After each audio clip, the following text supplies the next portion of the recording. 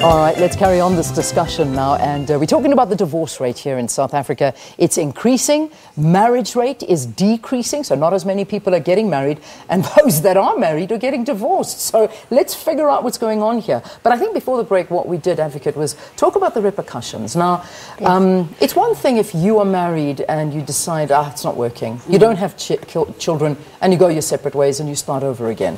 That's one scenario. Yes. The other scenario, and the more common scenario, is when kids are involved. And this is where you work, and you've seen the detrimental effects that it has on kids. Talk to us about this. Well, the perception out there is that children don't matter. We will decide for the children. So whatever the battles we are facing with each other, we will make the final decision on where the children go, how we should have contact with the children, and parents then tend to leverage maintenance with contact. But what they don't understand is that children are actually protected by their own act. So we have the Children's Act that protects the best interests of the children, which is their constitutional right. It needs to be of paramount importance. And what they are not being told when they are litigating their divorce is how to make the best interests of their children paramount to their final decisions. So what we have are parents who discard the fact that there's a parenting plan put in place. There's a detailed parenting plan put in place.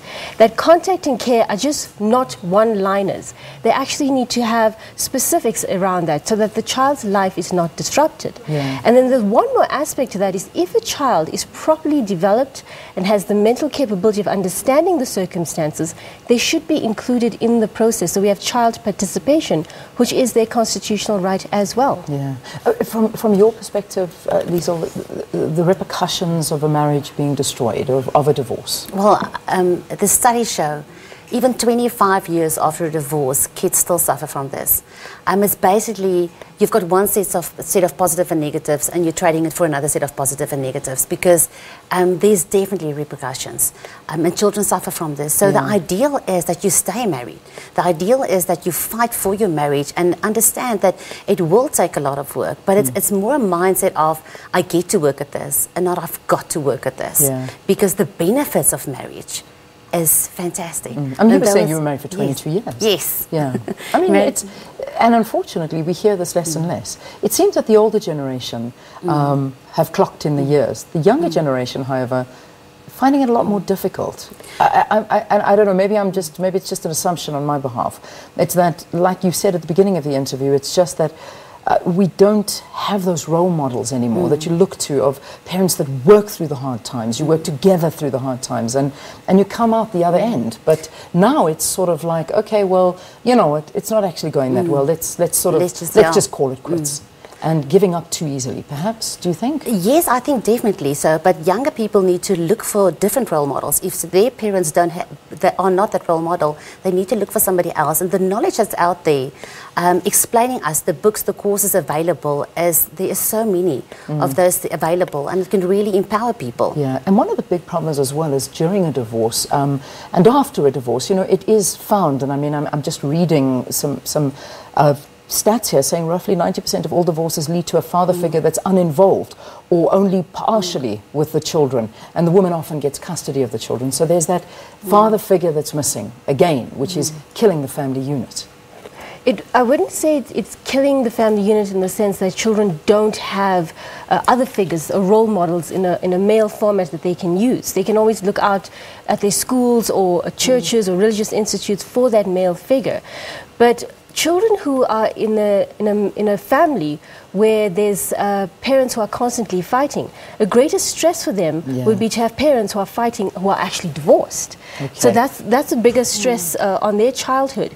And that's not even me saying that. It's a quote I've got from an article called For Better or Worse. And that is something that we need to understand as parents who are divorced, that don't take the fight out. If you're going to end the marriage and you're going to end the relationship, your relationship has now evolved to just being parents to children, and do it constructively and do it effectively.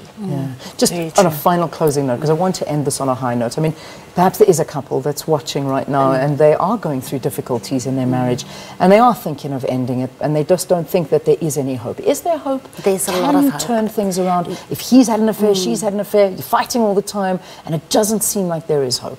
Listen, the one thing that I learned about marriage is it is the unity of two good forgivers. if you can forgive in a marriage, you're going to have to step in and say, I will forgive, because you will need forgiveness as well.